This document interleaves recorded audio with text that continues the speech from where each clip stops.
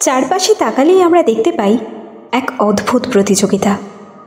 কে কত দ্রুত ধনী হবে, কার ক্ষমতা কত বেশি, এই নিয়েই যেন সবার দিন রাত কেটে যায়। ভালো মন্দ, ন্যায় অন্যায় বিচার করার কারোর ফুসরত নেই। অন্যকে ঠকিয়ে মিথ্যার আশ্রয় নিয়েও অনেকে নিজেদের সফল ব্যক্তি বলে মনে করে, কিন্তু সত্যিই কি এতে শান্তি মেলে? ভিডিও শুরু করার আগে কমেন্ট বক্সে অবশ্যই মন থেকে লিখে দিন হরে কৃষ্ণ, আর হিন্দু পুরাণ অফিসিয়াল চ্যানেলটিকে সাবস্ক্রাইব করে আমাদের পাশে থাকুন।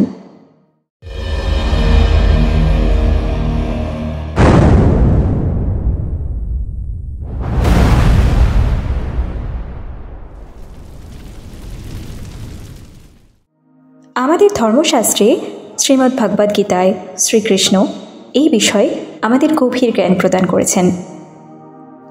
শ্রীকৃষ্ণ অর্জুনকে বারংবার বলেছেন, কর্ম করো কিন্তু ফলের আকাঙ্ক্ষা ত্যাগ করো।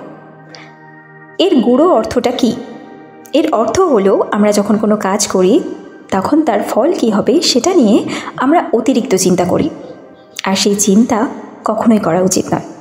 যখন আমরা শুধু ফলের দিকে তাকাই তখন আমরা লোভী হয়ে উঠি, আর এই লোভই আমাদের ভুল পথে পরিচালিত করে, অন্যায় করতে উৎসাহিত করে। শ্রীকৃষ্ণ বলেন, কামনা তথা অর্থ, ক্ষমতা এই সবের বশবর্তী হয়েই মানুষের মনে লোভ থেকে ক্রোধের জন্ম হয়, যা রজোগুণের প্রভাবে উৎপন্ন হয়।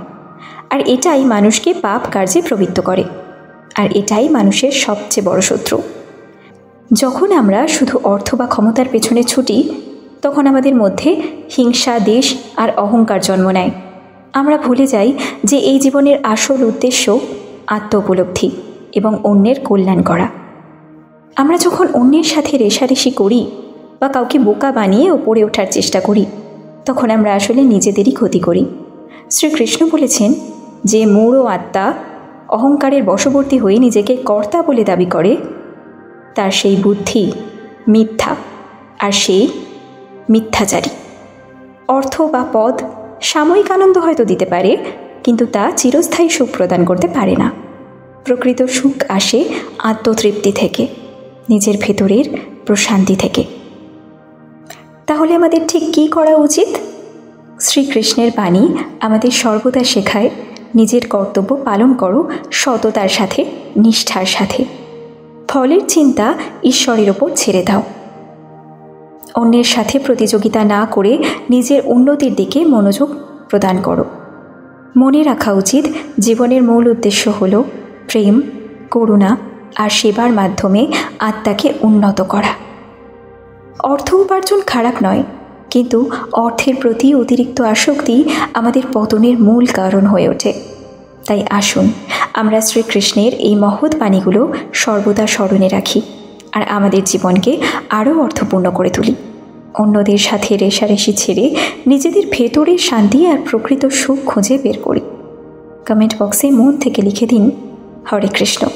ভিডিওটি ভালো লাগলে লাইক করুন, শেয়ার করুন, আর এই রকমই আরও হিন্দু পুরাণ সম্পর্কিত অজানা তথ্য পেতে এক্ষুনি সাবস্ক্রাইব করে দিন হিন্দু পুরাণ অফিসিয়াল চ্যানেলটিকে।